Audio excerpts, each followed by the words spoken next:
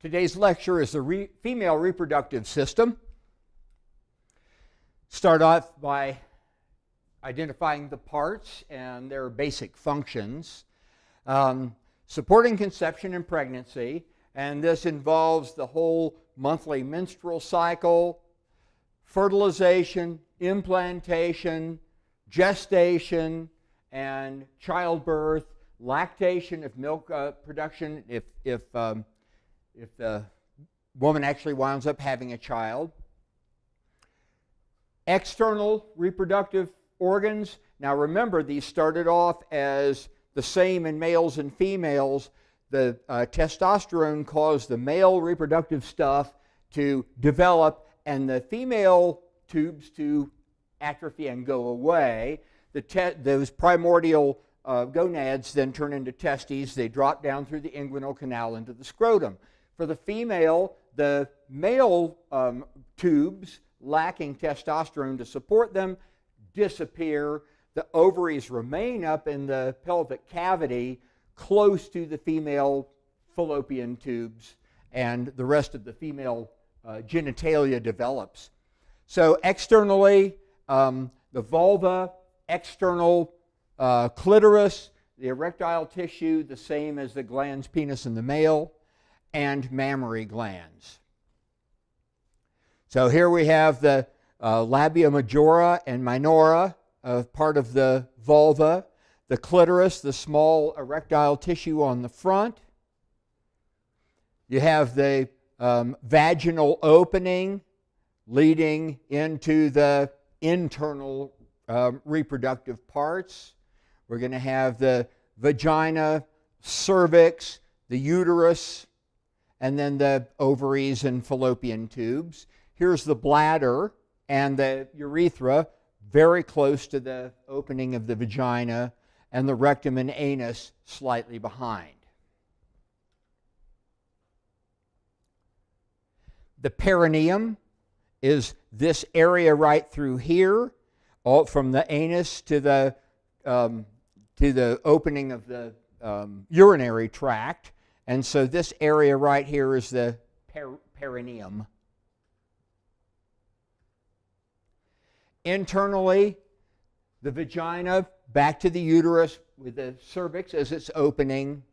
The uterine tubes, which many or most people call fallopian tubes, but they're calling them uterine tubes more and more. And the ovaries. The ovaries are attached by a suspensory ligament that holds them in place. The uterine tubes have the opening on the end, the fimbriae, or the little fingers that actually create kind of a vacuum, and when ovulation happens, the egg stays outside momentarily until it's vacuumed into the fallopian tube, moves down into the uterus, where implantation will occur if it's a fertilized egg. The fundus is the upper part of the uterus, the body of the uterus or corpus down here, the cervix at the opening.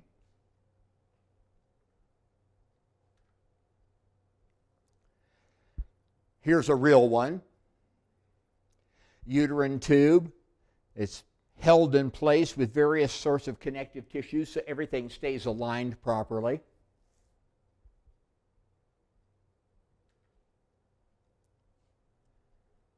There's a uterus.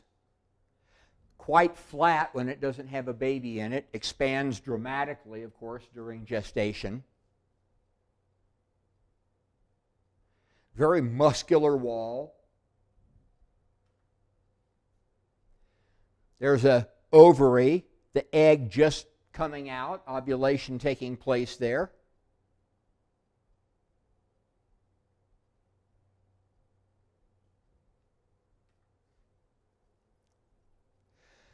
The ovaries themselves, they're almond-shaped, but they're bigger than almonds. They're in the pelvic cavity. Remember, the pelvic cavity has all of your reproductive stuff in it. You have the primordial egg cells there, the pre-ovum, really, which you have the total number that you'll ever have your whole life. By the time you're born, that's all you're going to have. And they actually drop off in number till the time you reach puberty, because the weakest ones die out, leaving the strongest ones. At puberty, every month, a small group matures and tries to become the one. Only the strongest egg survives. The others are reabsorbed. And that strongest egg becomes what's called the Graafian follicle. It surrounds itself with cells that secrete hormones and help support the process of building up the uterus to be ready for implantation in case that egg happens to become fertilized. So the ova, or the female eggs, follicles, uterine tubes, fallopian tubes, the tubes that will receive the egg and guide it down into the uterus.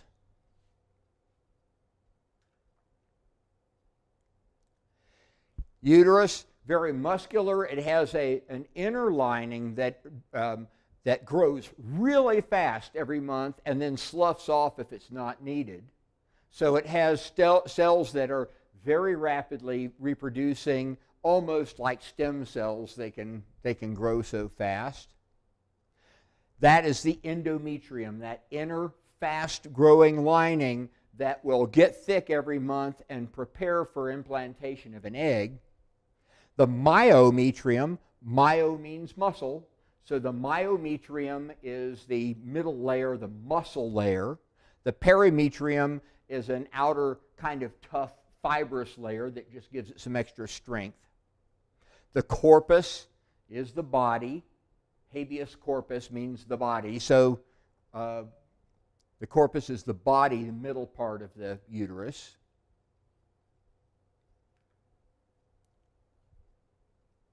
Fundus is the top, cervix is at bottom. The vagina, about a 3-inch long tube, very elastic, and also produces fluid that provides lubrication. The hymen is a little membrane that covers up the opening most of the way in a pre-adolescent female. Generally has to be broken during first intercourse.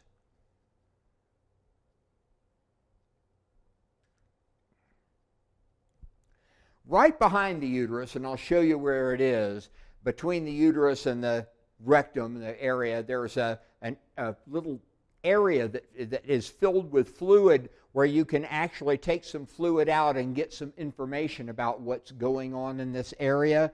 It's the rectouterine pouch, so it's between the rectum and the uterus.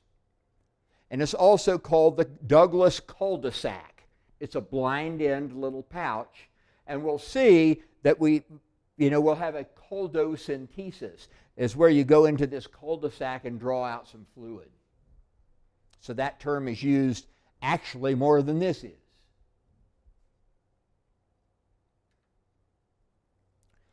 Bartholin glands produce the mucus to provide lubrication for intercourse.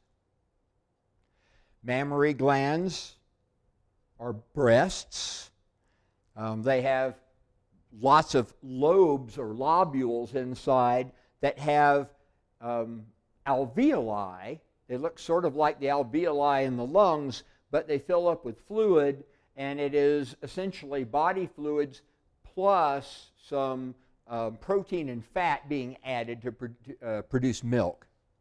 The papilla, the actual nipple of the breast, and the areola is the pigmented area around the nipple.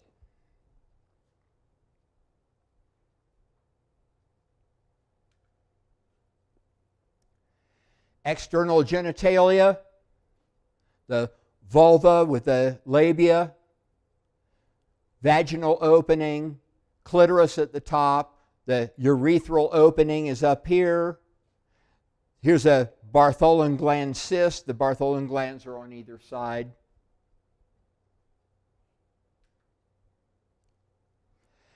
And here's the breast. It has the lobules containing the alveoli. They have muscular tissue around them that can squeeze and cause the milk to be extruded through the nipple. They also have a large lymphatic system in here, and the lymphatic vessels will take the lymph to what's called sentinel nodes. The closest lymph nodes will be the first ones to receive, for instance, cancer cells if you have breast cancer and it's metastasizing.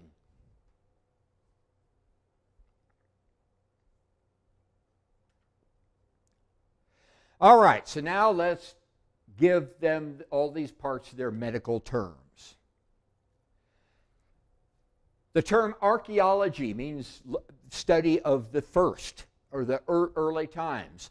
Archae is the first, archaeo. So menarche is the first menses, first menstrual cycle. Cervico for cervix. Colpo or vagino. You can have a vaginal infection, or you can have a colpo repair of the vagina. I remember this because obviously the vagina is culpable for all of the ills that befall mankind. And my wife's not here to throw something at me about that one. Coldo, the Douglas cul-de-sac, that pouch behind the uterus. Vulva is either vulvo or episio. Most people have heard of an episiotomy. It's when, during childbirth, you make a cut there so that the child can come out easier. Gyno or gyneco means woman. So gynecology is the study of women. Hymen-o for hymen. The uterus is so important that we have three things to describe it. Hystero, like a hysterectomy, refers to taking the uterus out. Metro or metri, here's one time when you have something other than an O as your combining vowel. So you can have endometriosis. That's a problem also with the uterus. Mammo and masto both refer to breast. So you can have a mammogram or you can have a mastectomy. Meno is menstruation, so menarche is the first one. Menopause is when it stops. Oophoro is your ovary. Perineal for perineum. And your fallopian tube is salpingo. How they ever came up with that, I mean, who knows? Salpingo for your uterine tube or fallopian tube. I remember that one because it looks like a sapling. It's tall like a little tree. So salpingo is your fallopian tube. A fistula is an abnormal opening between two tubes or between two structures.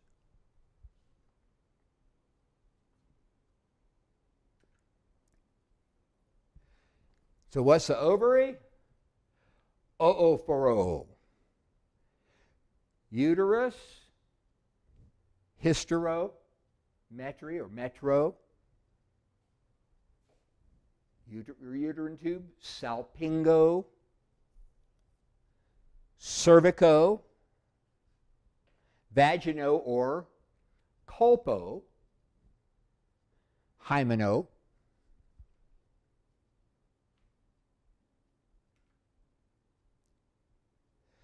Some kind of specific, although we're going to see some of these show up again when it comes to like the digestive tract.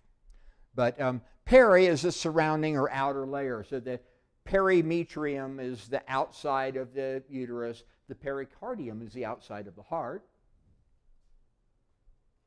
Atresia means you don't have the normal opening. Babies are sometimes born with an esophagus that just stops and doesn't actually reach the stomach. Esophageal atresia. Salpinx, anytime you have something with an X on it, the plural is NG. Remember a phalanx? one of your finger bones.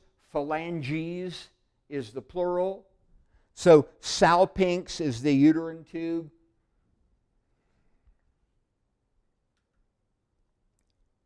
Vagina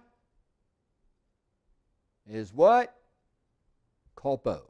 Uterus, only one here that works is metro.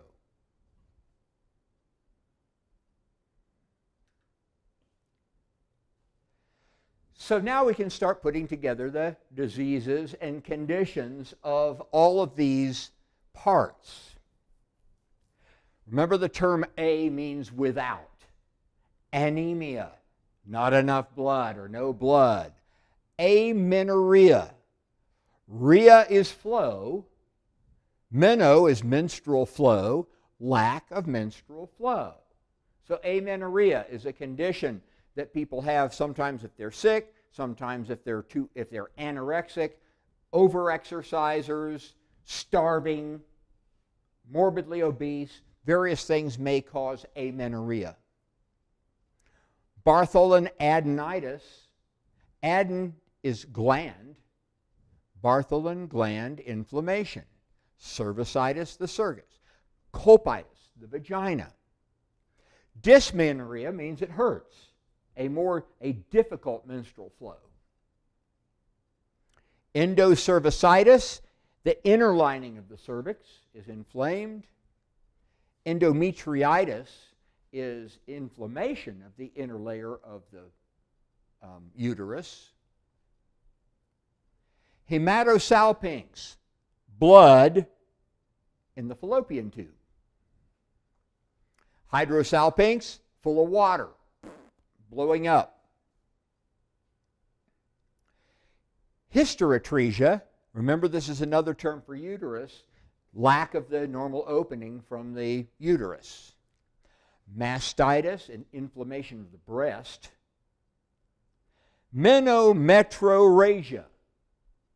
This is actually a rapid excess blood flow from the uterus during or even between menstrual cycles. It's an abnormal condition. Menorrhagia means you have more flow specifically during menstruation. It can be just normal for you, but it's probably more than would be considered normal. Menorrhagia is not as serious as Meno Metrorrhagia. The bigger the word, the more serious it is, I guess. Metrorrhagia always means a flow of blood. You know, rhea is a flow of anything, diarrhea.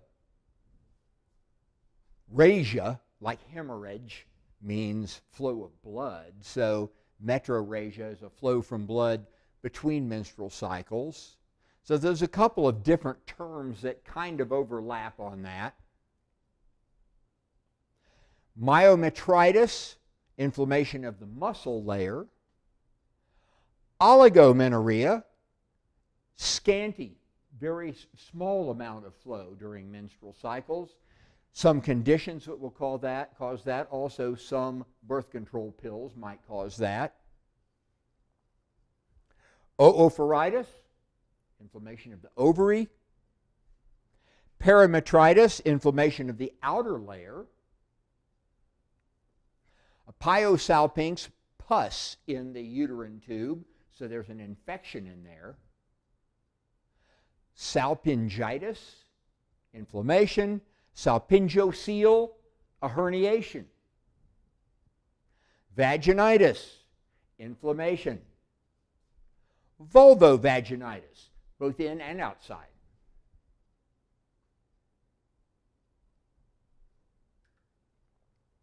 Salpingitis, inflamed.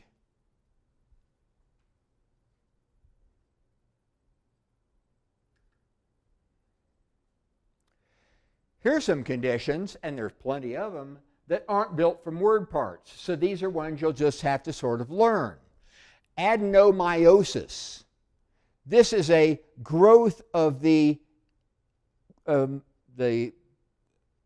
glandular tissue. The endometrium is actually a a glandular type tissue. It produces a lot of hormones and stuff. So this is the gland growing into the muscle. Adenomyosis, bad condition in the muscle of endometrial tissue in there. Breast cancer, cervical cancer, endometrial cancer, the inner layer. Endometriosis means there's a problem with the endometrium, probably an overgrowth there. And we'll see how this endometriosis can cause a variety of problems, because as it overgrows, it tends to kind of metastasize, and bits of it break off and go and attach to your intestine or your stomach wall or the wall of the fallopian tube or something and grow there. It can be a very painful, very difficult condition. Fibrocystic breast condition, this benign cysts, it's not breast cancer. A fibroid tumor is a tumor of the uterine muscle. It's muscle that, these fibroid tumors can become the size of a grapefruit. Ovarian cancer, pelvic inflammatory disease, PID, is a potentially serious condition that can cause sterilization, and even worse if it's not treated, cause infertility. IUDs have at times been implicated in causing or promoting PID. A prolapsed uterus is a uterus, especially after childbirth, that can't go back to its normal shape and falls out of position, maybe even completely outside the vagina. Toxic shock syndrome also can be quite serious. These are bacterial infections of the internal reproductive apparatus, usually women using tampons.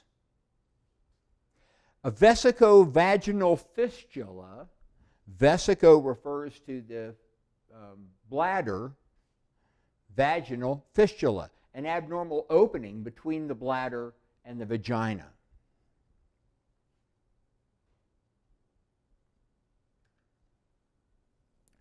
Here's endometriosis, and in this case, the inner lining of the uterus, as it proliferates during that part of the menstrual cycle to thicken and get ready for the implantation of the egg, instead of just staying there, it breaks off and goes all over the place. And it grows, it attaches and grows all throughout the abdomen, especially the pelvic region, and it actually still works. It secretes hormones and it's active during the menstrual cycle. And I had a friend who had a bad case of this, and it kept coming back over and over again, and she had multiple surgeries to remove these pieces of growing endometrium.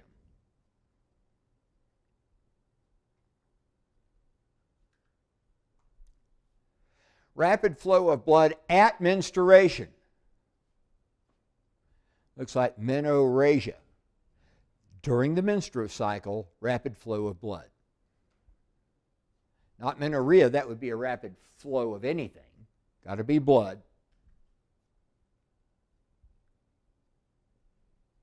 Surgical terms. Cervicectomy. Ectomy means to take it out. So you're taking it out, probably cervical cancer.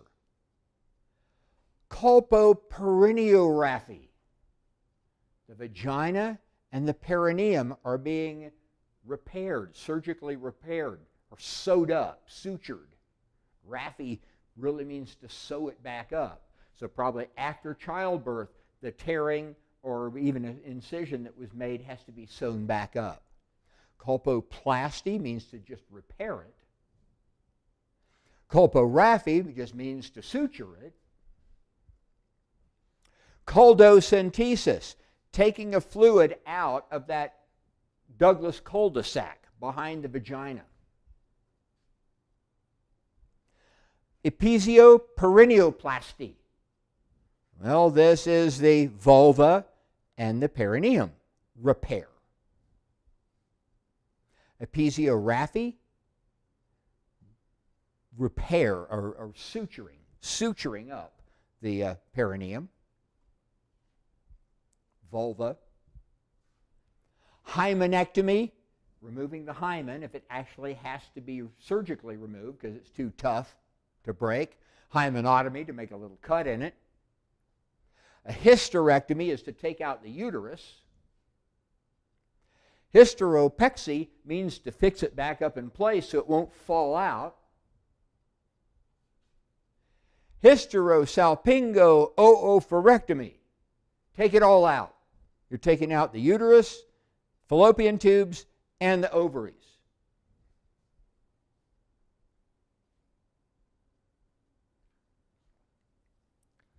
Mammoplasty, repairing the breasts. After you have a lumpectomy with breast cancer, you have to repair it, mammoplasty. Mastectomy means to take the breast out. Mastopexy would be for drooping breasts to support them back up again. Oophorectomy, remove just the ovaries. Perineography, suture up the perineum. Salpingectomy, ectomy, remove fallopian tubes. Salpingo-oophorectomy, uterine tubes and the ovaries, but you're leaving the uterus there.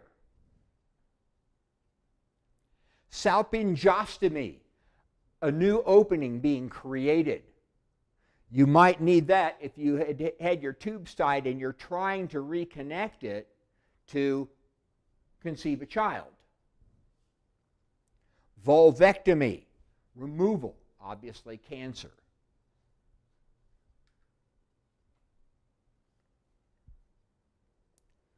A variety of hysterectomy procedures are done. It depends on, if the endometriosis is so bad the person just can't live from month to month with it, you can take it out for that reason. You can take it out if you have cancer, or if you had cancer and your probabilities of having it again are so high that you don't want to deal with it, or it's been damaged so much that you can't have kids anyway and it's causing a lot of pain. A lot of reasons why you might have to have something removed. A total hysterectomy, taking out the uterus. Hysterectomy is just the uterus, hystero. Bilateral hysterosalpingo-oophorectomy, both sides, everything comes out. Radical hysterectomy, you're taking all of that out, plus you're taking a lot of surrounding tissues, the upper portion of the vagina, everything, because cancer has spread. Laparoscopically assisted vaginal hysterectomy, so you're actually going in through the abdominal wall to do some part of the work.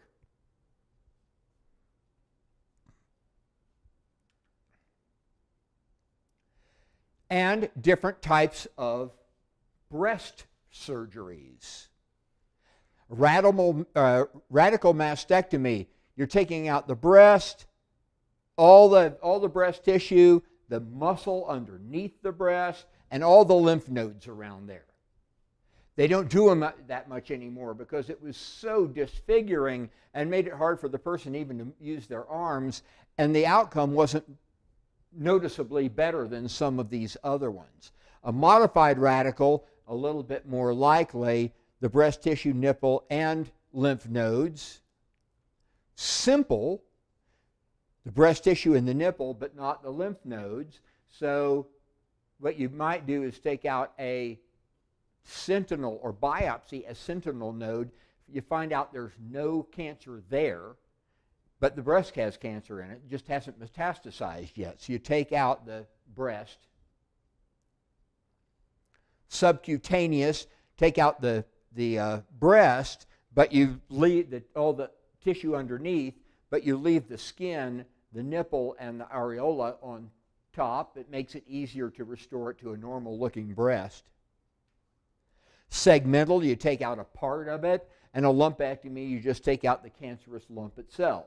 And if their margins are clear and the sentinel nodes don't show it's metastasized, a lumpectomy can be quite successful.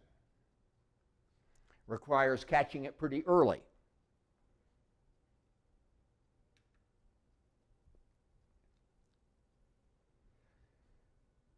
Here we had a mastectomy, took the whole thing out, and mammoplasty, repair of the breast, came out with a fairly normal looking breast. My best friend's wife had breast cancer twice, once in each breast, and she had all of the tests done for the BRCA gene and everything else to determine if she had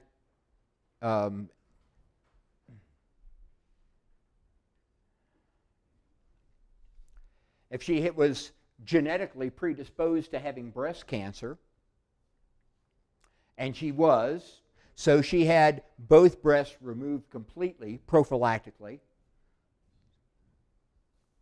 and she wound up having tattoos done afterward, and it turned out to be a fairly successful procedure for her.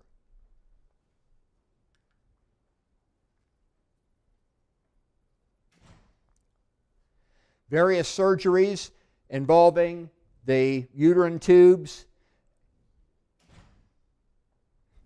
Sorry, just had a whole group of workmen walk in the middle of my recording.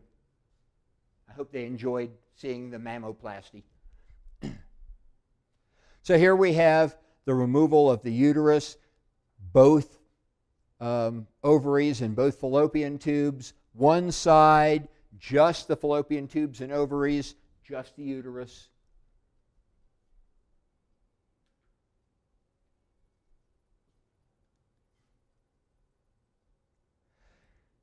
Other procedures that are not built from word parts, the ones we just did, oophorectomy is, ectomy is removal of the ovaries.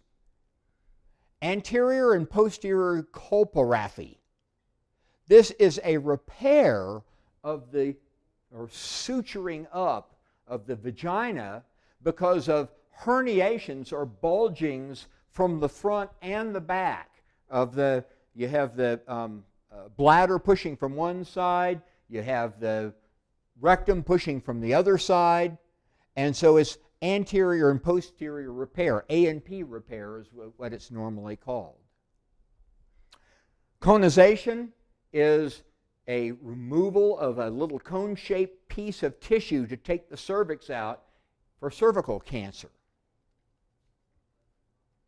Dilation and curettage, D&C, that's where they take a curette and scrape the wall of the uterus to remove any foreign material or material from a menstrual cycle that was not complete, maybe having to do with endometriosis. Endometrial ablation is a way of destroying the endometrial tissue. Laparoscopic surgery, laparo is another term for abdominal. So a laparoscope, you make a little hole and you stick a scope into the abdomen from the outside, and you can do some surgeries that way. That they do appendectomies that way, and some fairly major things that you wouldn't think would fit through a hole that small, they're able to actually surgically remove. Myometrium, taking these muscle tumors, the fibroid tumors, out. Sentinel lymph node is the lymph node that's closest to the cancer. We're talking about breast cancer probably. And so you know where those lymph vessels go, and you know where those first nodes are, and they are their sentinel nodes that you would take out. and biopsy to see if there's any cancer spread that far. Stereotactic breast biopsy, using a mammogram and a computer to see exactly what you're cutting out. To ligate something is to tie it off. So tubal ligation, tying your tubes to sterilize a female.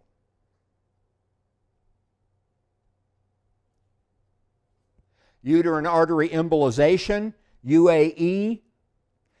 You're actually putting an embolus into a blood vessel going to a fibroid tumor to cut off its blood supply so that it will die and waste away.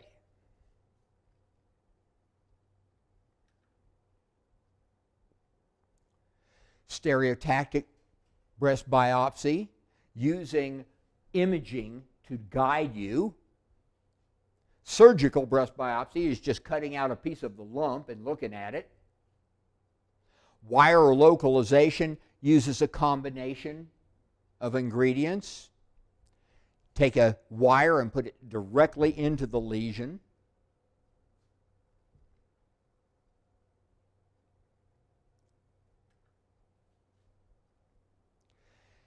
Conization is the most common procedure for removing the cervix when you have cervical cancer, and LEAP, this loop electrosurgical incision. You take the kind of a hard hot wire and you go around like this and pop out that cone. And because it's hot, it cauterizes it so it stops bleeding right away.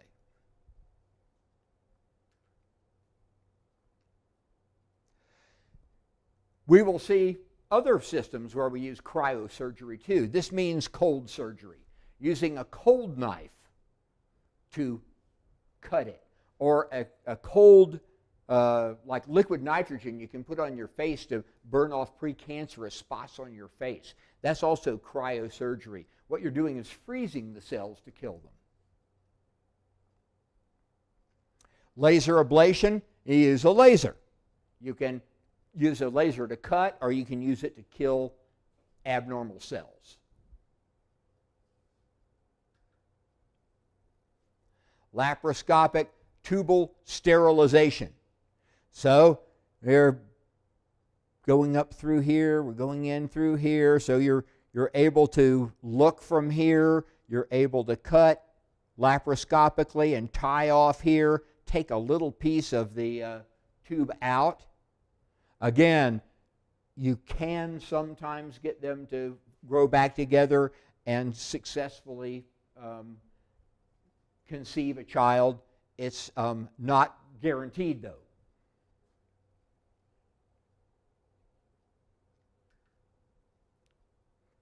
Excision of a fibroid tumor. Fibroid tumors are muscle. Myomectomy. From the myometrium, the muscle layer, taking a piece of it out.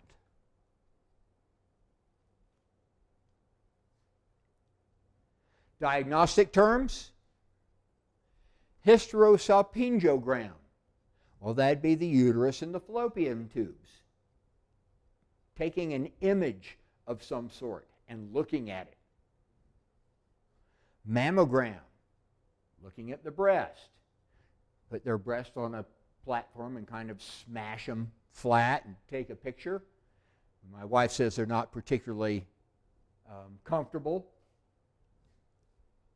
Guys are lucky that we don't have to have testiculograms in using the same procedure. Mammography is the process. Sonohysterography, this is using ultrasound to look at the uterus. Coldocentesis. Centesis is taking fluid out. This is of the Douglas cul-de-sac immediately behind. Colposcope is the machine, or the instrument. Colposcopy is the process. Coldoscope, hysteroscope. Mammography.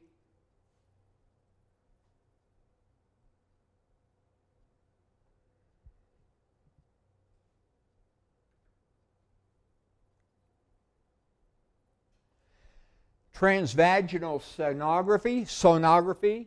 This is a transvaginal ultrasound. And so you're inserting the ultrasound machine in the vagina to get it close enough to look carefully at maybe your ovaries, maybe the uterus, maybe the rectum even, the surrounding tissues. And a couple of laboratory tests that you do. CA125, it's a cancer antigen. It's a tumor marker. If it's too high, you're more likely to have cancer. And a pap smear, they actually reach in with a big Q-tip kind of thing, take some cervical mucus, smear it on a slide, and it was named after this guy, George Papanicolaou. So I'm glad they don't call it a Papanicolaou smear. A pap smear is good enough. Pap smear, take out some fluid, smear it on the slide, and you look for abnormal cells. It's kind of like doing a cheek scrape and looking at your cheek cells under a microscope. Cheek cells. Mammogram, yeah, that's a breast. Some extra complementary terms related to the female reproduction system. Gynecology is the study of women. A gynecologist is someone who has studied women, a doctor specifically. Gynopathic is a female disease. Only women can have uterine cancer. Only women can have endometriosis. Men can get breast cancer. Leukorrhea, a white discharge. Mastalgia, pain, algia, pain in the breast. Mastoptosis, sagging breast. Optosis, sagging. Menarche, the beginning of menstrual cycles, first one. Vaginal, vulvovaginal, pertaining to those. Conception is combining a sperm with an egg. Contraception is preventing that. So any contraceptive from birth control pills to condoms, contraception. Dyspareunia is painful intercourse. I remember that. It's painful to think of your parents having intercourse. Dyspareunia.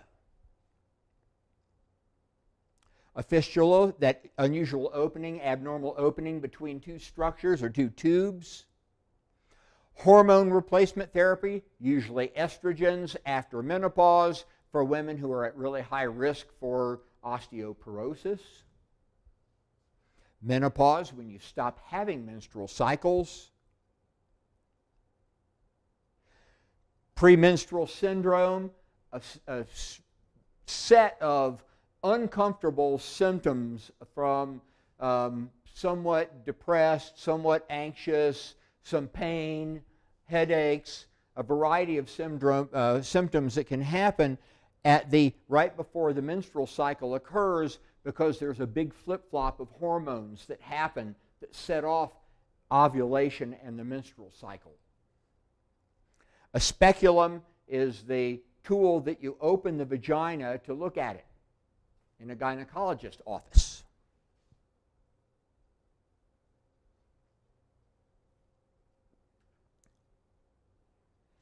Abbreviations, you can imagine.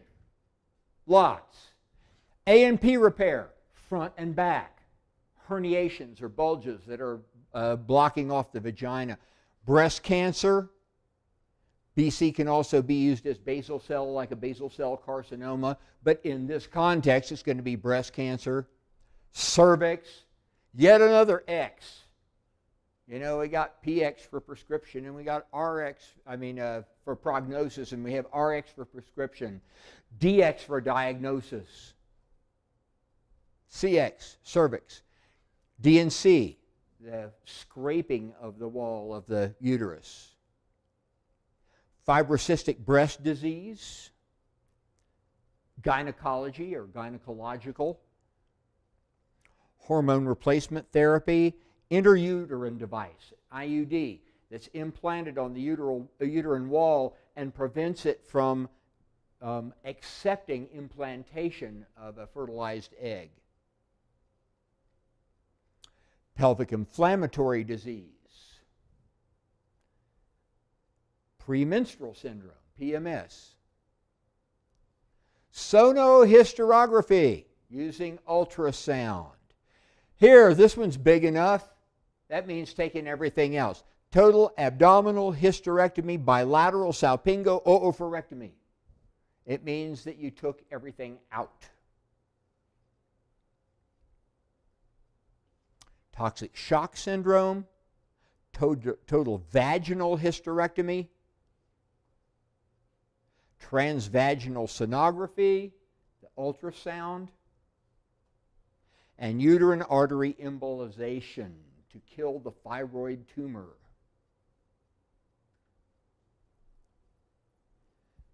Inflammation of the pelvic organs have to be inflammatory, pelvic inflammatory disease.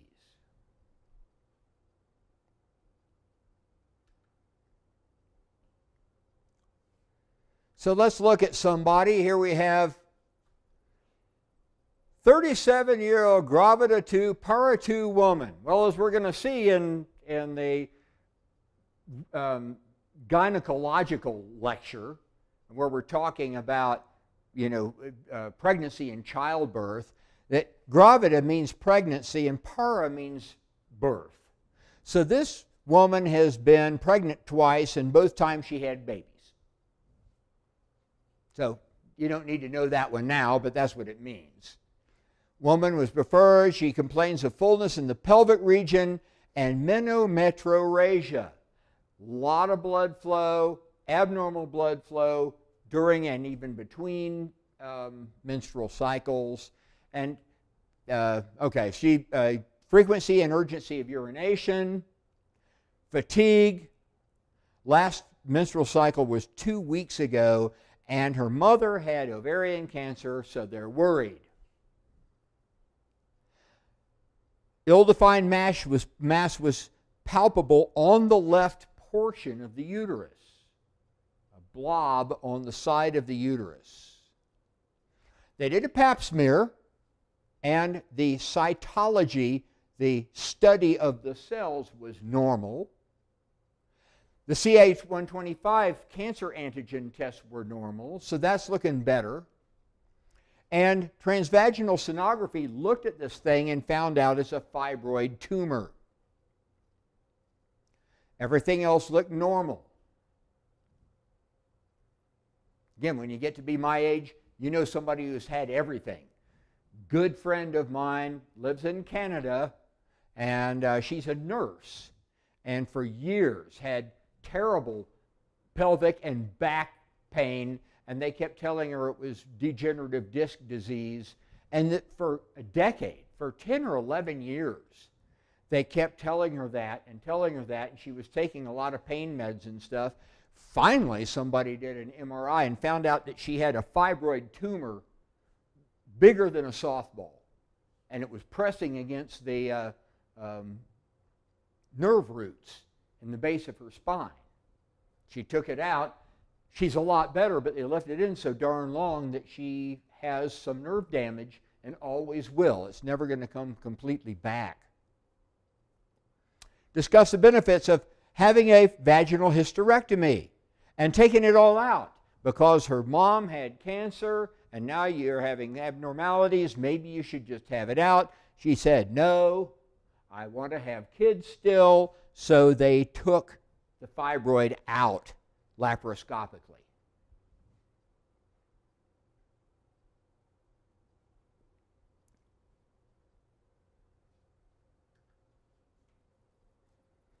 Endometriitis, inflammation of the layer.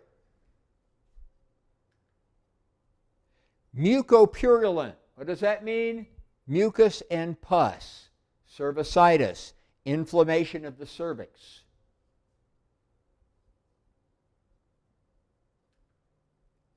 Hematosalpinx, fallopian tube filled with blood.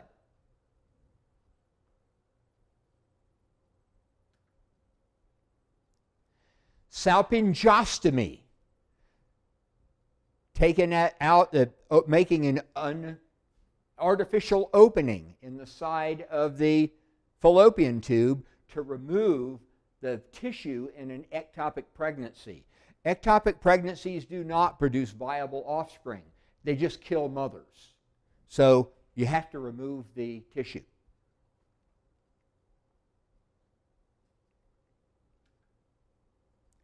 Mastitis, inflammation of the breast.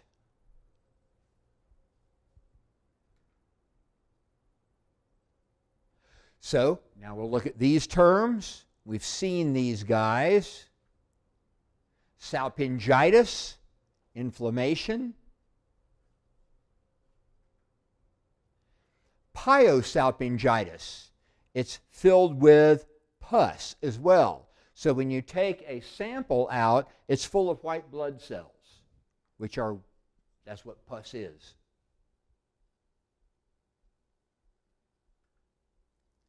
Vaginitis, inflammation.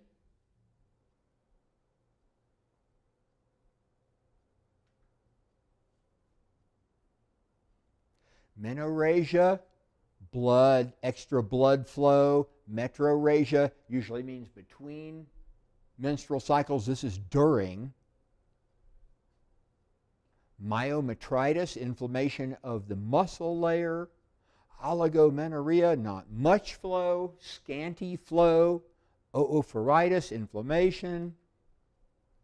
Here we have endometriosis, where the endometrium is going outside of the uterus and attaching everywhere. Adenomyosis is when that endometrial tissue forms tumors inside the muscle layer.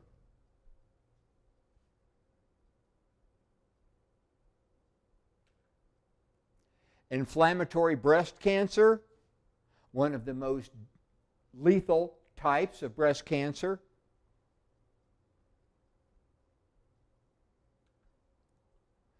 Early stage breast cancer. This woman has breast cancer. Can you tell? Well, now you can.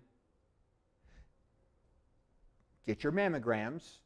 Now they're starting to say, kind of like with the PSA test on guys, that mammograms produce too many false positives and women wind up being concerned unnecessarily, having other types of procedures done. And so mammograms, oh, well, maybe you should wait a little later before you start having them done. That's up to you and your doctor, but seems like a good idea to have them as far as I'm concerned. Normal cervix should have nice clear mucus. Cervical cancer, stages of abnormal cell growth.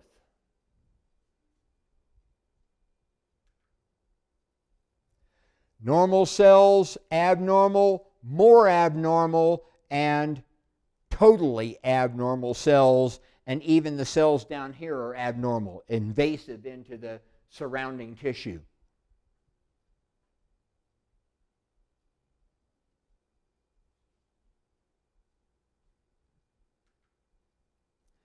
Fibroid tumors can be anywhere. Here's some fibroid tumors, including big ones.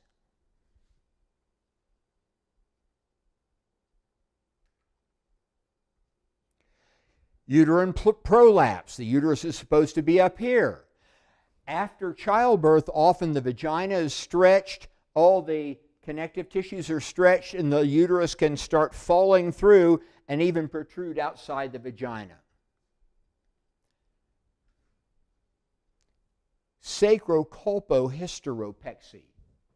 Okay, well, this is the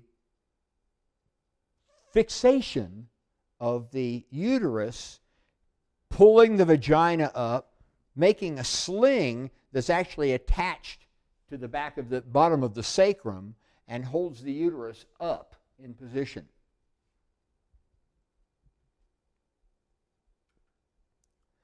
Conization, cutting out the cone-shaped piece that has the cancer on it.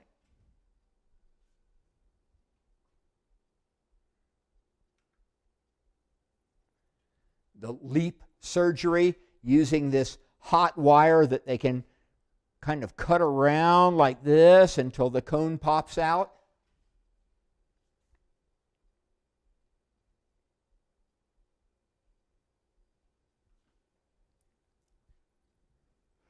Episioperitoneoplasty.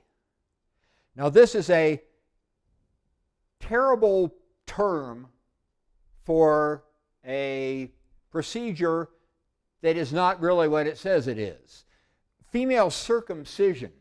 With the male circumcision, you take off the foreskin to prevent, having phimosis or an abnormal tightness that doesn't let the head of the penis come through, or also to make it easier to clean. This is what they call female circumcision, and it's done to prevent your daughter from having intercourse until she gets married. And they generally remove the clitoris because they don't think a woman should enjoy sex, and then they stitch it shut except for just a little opening to allow menstrual flow to come out, and then they cut it open again theoretically when hubby is ready.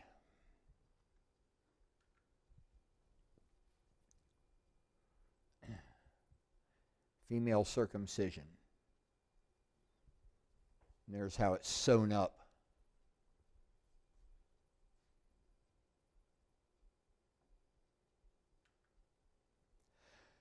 Some women want their breast reduced in size, and some want them augmented.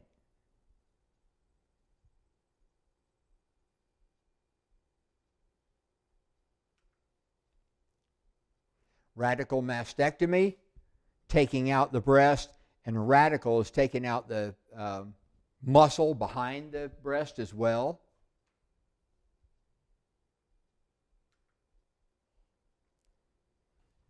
Mastectomy and mammoplasty, stages throughout this process.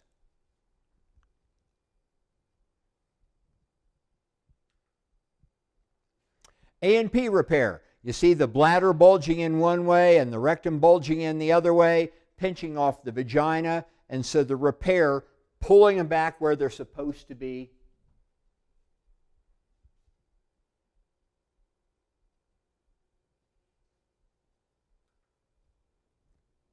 D&C, scraping off the uterine walls.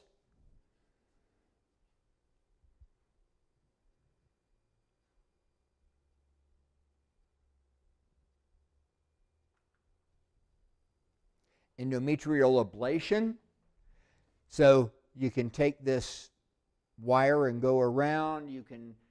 It can be hot, it can be cold, it can have microwave heat, laser, whatever technique you need to use to get rid of some of the extra endometrial tissue.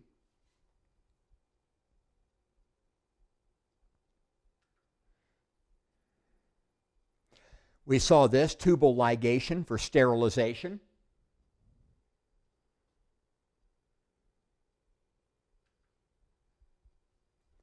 Sentinel lymph node biopsy.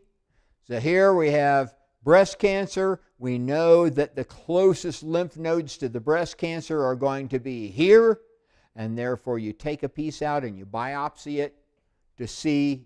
Here's here's a tumor, there's the lymph node, and so you take the closest one.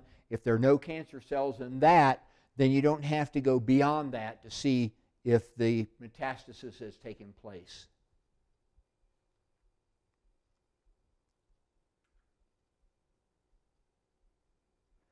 And the way they're sure this is the sentinel lymph node is they inject a little dye in there and they watch where it goes. Whichever one shines under the imaging, that's where the dye went first.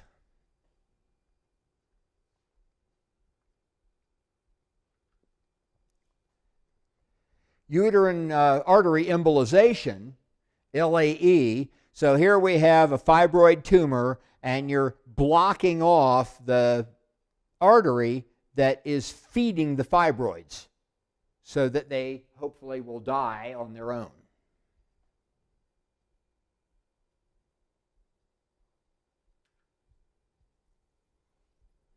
Histosalpingogram, putting a contrast medium in there and taking a picture, and you're looking at the uterus and the fallopian tubes.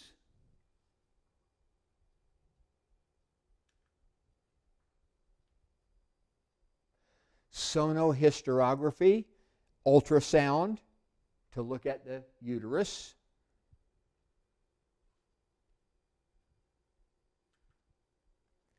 Colposcope, looking in the vagina all the way back to the cervix, looking maybe for vaginal abnormalities or for cervical cancer.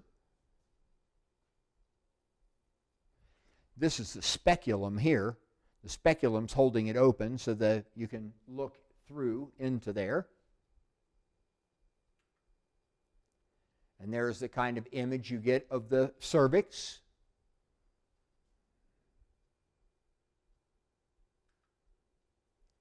Coldocentesis, the fluid in the Douglas cul-de-sac between the uterus and the rectum. Checking for abnormal fluids back there. Could be caused by a leak, could be caused by an infection.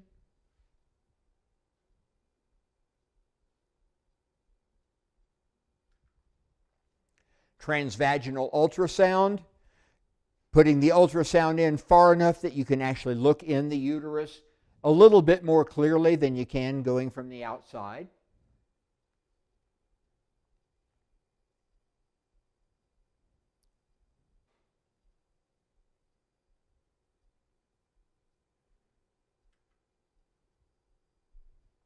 And that's it for female reproductive system.